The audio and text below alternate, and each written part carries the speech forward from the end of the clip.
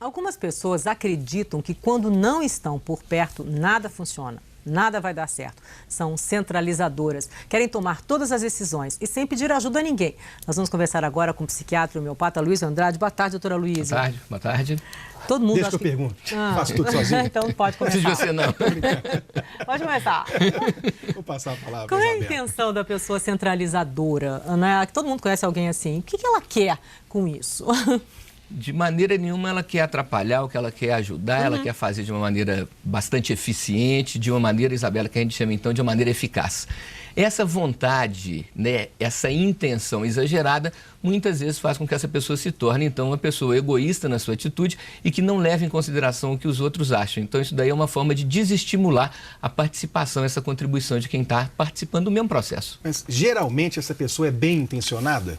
É o que ela mais quer, é que o resultado final seja bem satisfatório, que a qualidade no final seja boa, mas existe aí a questão do erro na dose, né? Então a vontade de contribuir, a vontade de você fazer o melhor de si é ótimo, mas na medida que você faz isso de uma maneira exagerada, você provoca um mal-estar no entorno seu. Por exemplo, vamos dar um exemplo, vamos falar de mães, né? No caso, assim, algumas mães sempre querem fazer algumas coisas né, com relação a filhos, né? Toda noite uma pessoa quer ir lá e fechar aquela cortina. Se ela não fechar aquela cortina, ninguém mais vai fechar. Aquilo vai dar errado. Se a pessoa não fechar, a criança vai acordar cedo com a luz no rosto. Isso às vezes a mãe não quer nem viajar porque aquela cortina, ninguém vai fechar aquela cortina. Esse é um exemplo, quer dizer, todo dia a mãe vai e fecha, o filho nunca fecha, ele nunca vai ter a iniciativa. Seria uma coisa assim? Né? A pessoa se adianta para fazer uma coisa, não deixa a outra fazer, acaba atrapalhando, é isso que o senhor quer dizer? Quando é tão intenso assim, Isabela, nós podemos dizer que tem até um transtorno obsessivo aí, porque aí, além de querer fazer, ela quer fazer repetidas vezes, né?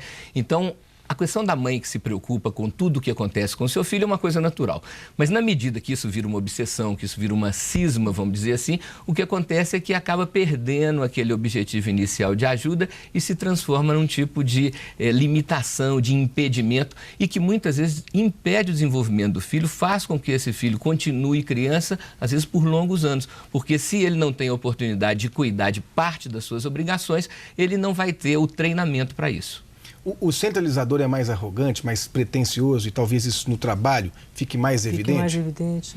A gente tem dois tipos de centralizadores. A maioria são pessoas onipotentes, são pessoas que já têm algum conhecimento de causa e que por terem esse conhecimento de causa, então, querem que tudo funcione da sua maneira de perceber. Mas existe também, Lai, o que é centralizador por insegurança. Então, ele usa como defesa o excesso de firmeza. Muitas vezes a pessoa arrogante, no fundo, é um inseguro que não tem confiança em si e que usa dessa arrogância, dessa ditatoriedade, dessa coisa da onipotência sobre o outro. E lembrar ao telespectador que nós temos 3 tipos de onipotência. Do ditador, que é conhecida, que é o dedo em riste, tá certo, Laí? Cala a boca, não faça isso.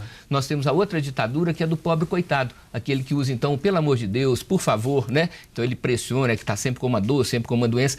E por último, o ditador ou a onipotência dos que levam tudo a ferro e fogo. Então, boa parte dessas pessoas centralizadoras levam tudo a ferro e fogo, imaginando que só delas depende o resultado, o bom resultado final. O senhor diria, então, que essa pessoa tem desafios na frente, quer dizer, para ela não disseminar assim, uma raiva, né, entre as pessoas que a circulam, ela tem que vencer isso ou tem que fazer o quê? Delegar poderes? É porque pode provocar tanto desânimo em quem está trabalhando junto, né? Porque se o chefe, se o coordenador, em vez de coordenador, ele funciona como ditador, ele não precisa desses subalternos, então ele desestimula. Mas pode também gerar raiva e muitas vezes, então, essa pessoa que tem um centralizador por perto, sem nem perceber no seu inconsciente, Isabela, acaba tipo o quê?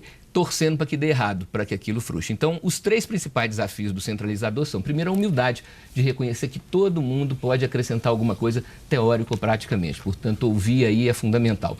Segunda coisa, Isabela, que tem a ver, vamos dizer, com a paciência. Muitas vezes o centralizador, ele tem pressa de chegar ao fim, ele quer resolver aquilo, então ele não tem tempo de ouvir o outro.